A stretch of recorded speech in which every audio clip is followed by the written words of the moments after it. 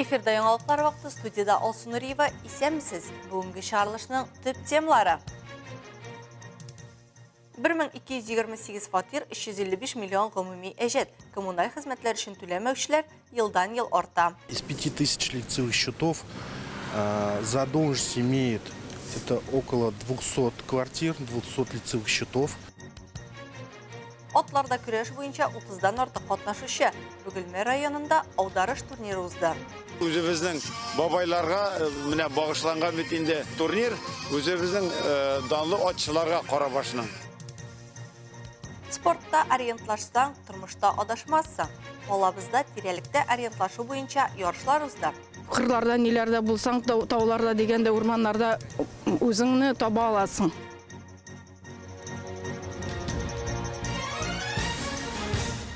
Әлмәтлеләр арасында коммуналь хезмәтләр өчен түләмәүчеләр елдан-ел арта. Ә бит алар арасында финанс проблемалары булган яшәүчеләр генә түгел, айлык чыгымнарны каплап барлык хәлдәгеләр дә. Моның турында район башлыгы Тимур Нугуманов тарифлар буенча дәүләт комитеты коллегиясендә әйтте. Тулырак киләсе материалда. Значит, есть те люди, которые хотят реально начать жить, да, или работать по-человечески, да, можно сказать. Коммуналь түләүләр өчен әҗәтлеләр исемлегендә Әлмәт шәһәре буенча бүген 1228 фатир исәпләнә. Бу 3 айдан артык түләүләрен башкармаган гражданнар. Гомуми әҗәт бүген 355 миллионны тәшкил итә. Әлмәт шәһәренең башкарма комитеты җитәкчесе Айнур Исхаков әйтүенчә, аларның күбесе явыз түләмәүчеләр. Управляющая компания приглашает к себе должников, пытаются объясниться, переговорить, попросить заключить договор реструктуризации. Есть те, которые идут навстречу. Есть у кого есть проблемы, вопросов нет. Их уже приглашаем я к себе, с ними беседуем, вплоть до того, что устраиваем на работу, да, оказываем содействие. Алсу микрорайонда торучы халыкның оешмага 61 миллион әҗәте бар. Монда торучыларның да коммуналь хезмәт өчен акча түлисләре килми икән. Гадәттә түләмәүченең официаль эш урыны юк. Булган күчемсез милектә машинада башка кеше исеменә язылган, дип сөйләде Алсу идарәче оешма җитәкчесе урынбасары. В настоящее время должники просто не считают нужным платить за те услуги, которые они получают надлежащего качества. И в связи с этим управляющая компания очень проблематично представлять. Пушкин урамы 35-нче йорт Әлмәт торак сервис үзәге идарәче оешмага карый. Бу йортта да түләмичә утка, суга, җылыга җайлашып яшәп ятучылар бар икән. Управляющая компания СЦЖ у нас на сегодняшний момент находится 105 многоквартирных домов в управлении. Из этих домов где-то 5000 лицевых счетов. Из 5000 лицевых счетов задолженность имеет это около 200 квартир, 200 лицевых счетов. Мы исходим из задолженности от 15 тысяч. В общем, ситуация по остальным должникам аналогична этой. То есть либо квартиры пустуют, собственники не проживают, непонятно где они находятся. Исполком җитәкчесе Айнур Исхаков әйтүенчә, бу проблеманы чишүнең берничә ысулы бар. Алар турында тарифлар буенча дәүләт комитеты коллегиясенең йомгаклау утырышында Әлмәт районы башлыгы Тимур Нугуманов сөйләде. Алсу Ахмаджанова, Рафаэль Сафин, Яңалыклар вакыты, Луч Әлмәт телекомпаниясе. Коммуналь хезмәтләр өчен түләмәү күпчелек эшсезлек белән бәйле. Дәүләт статистикасы федераль хезмәте мәгълүматлары буенча 2023 елның сентябрь-ноябрь айларында 15 яшь һәм аннан өлкәнрәк булган Татарстан Республикасы эшче көченең саны уртача 2 миллион 69 мең 300 кеше тәшкил иткән.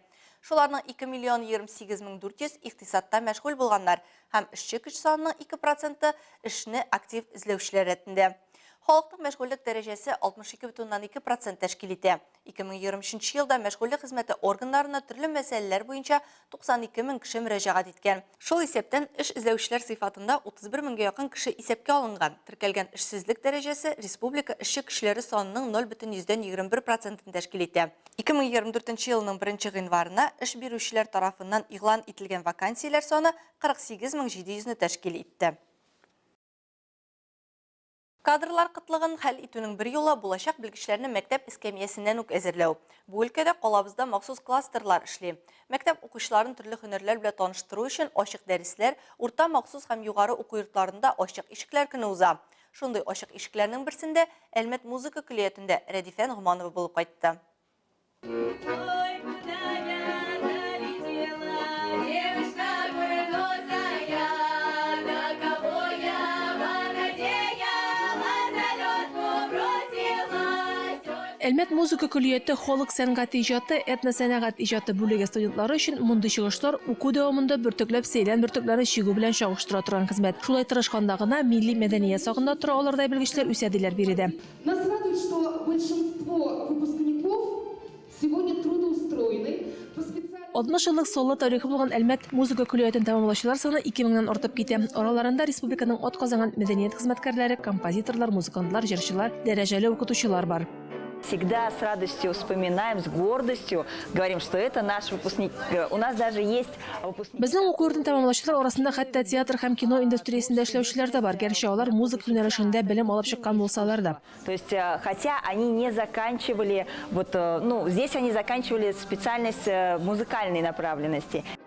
Ачык ишекләр көненә килгән мәктәп укучыларына әлбәттә белгеч булу серләренә төшенергә әле иртә. Аларга иң башта булачак һөнәрләрен сайлау зарур. Биредә нинди юнәлештә укып, нинди һөнәр үзләштерергә мөмкин булуын очрашуга килгәннәр каршында җырлап һәм уйнап аңлаттылар.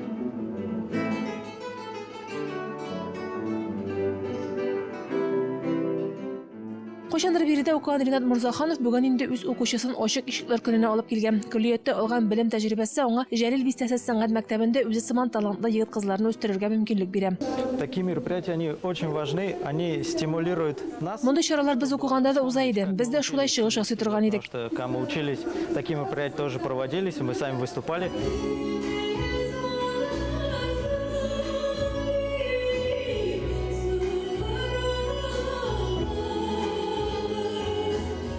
Бүген эшче кешеләргә түгел, белгечләргә дә кытлык күбелкәдә күзәтелә, шул исәптән мәдәният һәм музыка дөньясында да. Әлеге кытлыклы каплау юнәлешендә Әлмәт музыка күлияте максатчан эш алып барыла. Мондый ачык ишекләрне уздыру шушы максатчан программаның бер өлеше булып тора. Бирегә бүген 9-нчы сыйныф укучыларына түгел, 7-нче һәм 8-нче сыйныфта укучы балалар да чакырылган. Шулай итеп, алар иртәгә булачак студентларны бүгеннән үк кайгыртып куя. Рәдифә Нугманова, Рафаэль Сафин, яңалыклар вакыты, Луч, Әлмәт телекомпаниясе. Ял көннәрендә Бөгелмә районының Карабаш бистәсенең нефтче стадионында Татнефть компаниясе ярдәме белән атларда көрәш буенча аударыш турниры узды. Турнирга Лениногорск, Ютазы, Бөгелмә, Әлмәт, Алабуга районнарыннан 30-дан артык катнашучы килде. Тулырак Айгөл Шәрәфиева.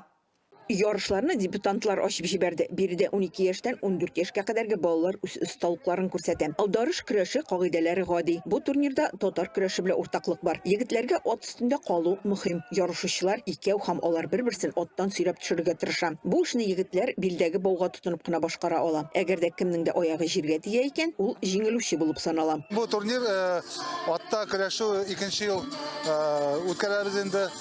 Безнең данлыклы атчыларына багышланган бу турнир. Ярышларга Лениногорск, Бөгелмә, Әлмәт, Алабуга, Ютазы районнарыннан 30-дан артык катнашучы килгән. Барысы да бу борынгы спорт төрендә үз осталыкларын күрсәтә. Чарада Татнефть компаниясе, Бөтендөнья татар конгрессы вәкилләре катнаша. Барысы да милли традицияләрне саклауның мөһимлеге, туган як тарихын белүне ассызыклый. Безнең ат ярату, атка мәхәббәт, ат белән бергә яшәү, ул безнең канда, ул безнең йөрәктә. Без аны шуңа күрә онытмыйбыз. Үзебезнең бабайларга менә багышланган бит инде турнир, үзебезнең данлы атчыларга Карабашның. Аударыш ярышы үзенә күрә бер бәйрәм. Монда Карабаш бистәсе халкы, мәктәп укучылары һәм ат ярышларын яратучылар җыелган. Алар арасында 95 яшьлек Хәнәфия Рамазанов та бар. Бик әйбәт күңелле. Атлар да бар, кешеләр дә доволен, Аллаһка шөкер. Бөтен сау-саламәт. Менә шушы хәзер без басып тора торган кырларда икмәк шашып, урып, сугып, фронтка җибәрә торган идек без. Авыр елларны. Сугыш вакытында, без малай вакытларда. Аударыш ярышларыннан тыш стадионда таш бүрәнәләр ыргыту, арканны ташлау, җәядән ату буенча конкурслар оештырылды. Бәйрәм кунаклары бу көнне рәхәтләнеп күңел ачтылар, ял иттеләр. Ярыш 2 яшь категориясында узды. 12-14 яшь категориясында беренче урынны Әлмәттән Ралис Сәйфуллин алды. 15 һәм 18 яшь категориясында Карабаш бистәсеннән Артур Бельский җиңүче. 80 килограммга кадәр авырлык категориясында Лениногорскидан Сурунбек Кубанышбеков алдынгы рәттә. Барлык җиңүчеләргә һәм призерларга кубоклар, медальләр, грамоталар, кыйммәтле һәм акчалата бүләкләр тапшырылды. Айгөл Шәрәфиева, Зирәк Сәйдкулов, яңалыклар вакыты, Луч, Әлмәт телекомпаниясе. Әлмәт футбол буенча балалар һәм яшүсмерләр арасында Татарстан беренчелеген һәм иратлар арасында республика чемпионаты катнашчыларын кабул итте. Якшәмбе шәһәр стадионы һәм Алан ябык манежында көне буе кызу ярышлар барды. Аларны безнең иҗат төркеме дә күзәтте.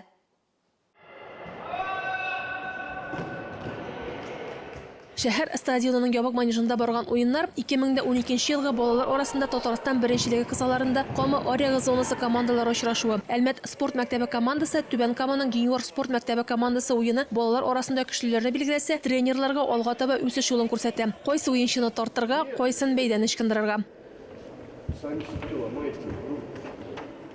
Уен Кама Оряга зонасының 12 командасы арасында 2 төркемгә бүленеп уза. Бу Бөгелмә, Әлмәт, Яршаллы, Түбән Кама командалары. Мы начинаем с начала января и где-то до середины февраля у нас проходит. Уеннар гыйнвар башыннан февраль уртасына кадәр барам. Беренче, икенче урыннар алучылар Казан зонасы җиңүчеләре белән финал ярышларында Казанда очраша. Часть играет с Казанской зоны.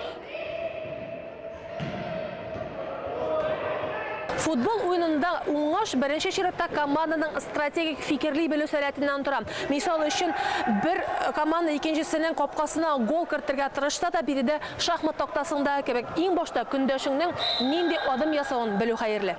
Әллә алдан күрә белү сәләте көчле булды, әллә инде үз территориясендә уйнау килеште, хуҗалар кунакларны 4-0 исәбе белән отты.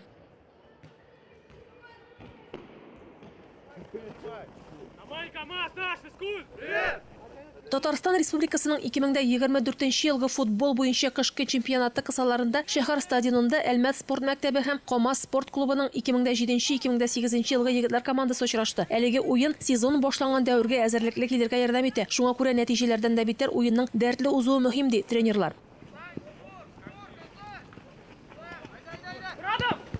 У нас особо сейчас такого какой-то задачи именно очковой такой нету. Там куда-то у нас именно подготовка идет к юношеской футбольной лиге, поэтому тут как бы результат он второстепенный. Кама Оряга зонасында узган ярышларга 6-7 команда керә, кышкы чемпионат нәтиҗәсендә лидерлар финал ярышларында Казанда очраша.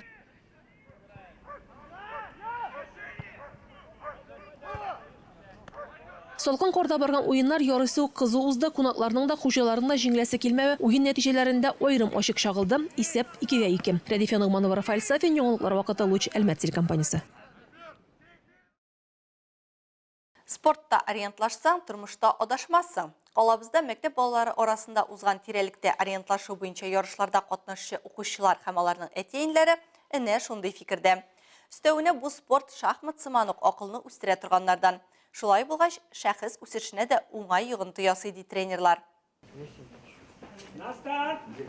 Мәктәп укучылары арасында спорт ориентлашуы буенча спринтлар кубогы ярышлар сериясының беренче этабында Әлмәт һәм Бөгелмә мәктәпләреннән, шулай ук Әлмәт яшь техниклар станциясеннән 80 кеше катнашты. Үзем дә балаларга да бик әйбәт картада өйрәнергә, менә местностьта дигәндәй ориентироваться итәргә, менә как раз спортивное ориентирование дигәннән. Как раз бу туризмга да керә бит инде әйбәт, бик кырларда, ниләрдә булсаң, тауларда дигәндә, урманнарда үзеңне таба аласың. Ярышлар уза торган тирәлек ярыйсы зур 20 урта мәктәп территориясендә билгеләгән урыннар картага төшерелгән. Катнашучылар шул урыннарны картада табып билгеләргә һәм финишка йөгерергә тиеш. Кем беренче, шул җиңүче. Тирәлектә ориентлашу олылар өчен дә, кечкенәләр өчен дә бик мөһим күнекмә ди ярышларны оештыручылар. Мисал өчен, син урманга гөмбәгә бардың һәм күз ачып йомган арада адаштың. Әгәр дә синең тирәлектә ориентлашу буенча тәҗрибәң бар икән, димәк син өеңә юлны тиз таба алачаксың. Ел сайын урманнарда гына адашып, Россиядә уртача 600-700 кеше һәлак була. Кайбер чыганакларда бу сан елына 2000-гә кадәр җитә. Шунлыктан һәр кешенең җирлек буенча ориентлашу күнекмәләре булуы мөһим. Шуңа күрә табигый шартларда актив туризм белән 30 елдан артык шөгыльләнүче Сергей Игнатьев тирәлектә ориентлашу буенча ярышларны уздыра да инде. Махсус дәресләрне ул яшь техниклар станциясендә дә алып бара. Допустим, Карелия, когда мы, вот буквально там недалеко нужно было пройти в этих дороги, но пошли и вот в корейской... Мисал өчен Карелиядә сәяхәттә вакытта тайгада алашырга туры килде. Үзем белән компас алмаган булганмын. Шул вакытта агачларга карап ориентлашып, җил уңаен билгеләп, бөтен белгән тәҗрибәгә таянып кына юлга чыга алдык. Вспоминать, куда он дул, в каком направлении, потом смотреть, как деревья качаются. И вот только такие вот навыки помогли выйти. Қолабызда бұл спорт түрінің ұстасы яшы Нәжип Мөхитов 90-нчы еллар башында әлмәттә спорт ориентлашуы һәм радиопеленгация секциясын ача. Бүген ул берничә спорт мастеры, бихисап спортчы тәрбияләгән тренер, спорт ориентлашуы буенча Россия һәм Европа чемпионы. Этот вид спорта интеллектуальный. Задача думать головой и бегать ногами, но бежать так, чтобы голова... Бу интеллектуаль спорт түрі. Син йөгерсәң дә уйлап эш итәргә тиешсең. Йөгереп шахмат уйнаган төсле. Он интеллектуальный и, значит, как абстрактный. То есть задача это как ты бежишь, и бег это как игра в шахматы на бегу. Сүз уңайыннан Нәҗип Мөхитов теләге булган һәр әлмәтле өчен сишәмбе һәм пәнҗешәмбе көннәрендә шәһәр паркы һәм шарлавыклы буаларда территория ориентлашу буенча ачык тренировкалар оештыра. Аларда катнашу бушлай.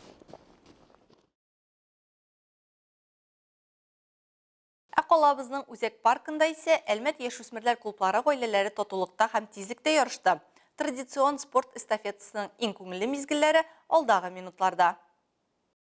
Аттан ала да туа, кола да туа ди халык. Шуңа күрә бер әти белән әнидән төрле холыклы балалар туганган, бер дә гаҗәпләнәсе түгел. Иң мөһиме аларны яратып тәрбияләү. Шулай булганда бала уңышка ирешми калмаячак.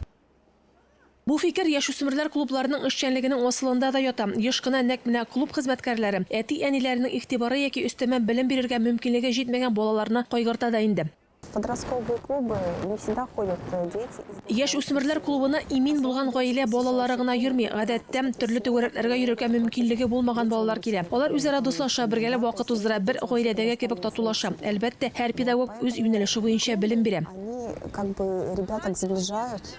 Они там как одна большая семья. Естественно, педагоги стараются давать образование каждый по своему направлению, да.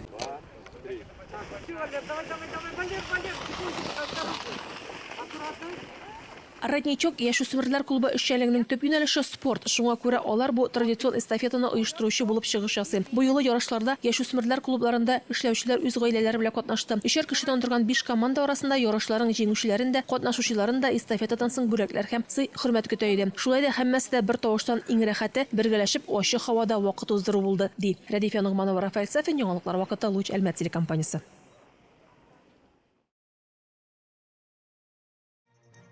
Бүгінгі шығарылышта шулар еді. Мен Алсу Нұриева һәм монтаж операторы Динара Гайнетдинова. Сезнең белән сау булашабыз. Сән имен булыгыз.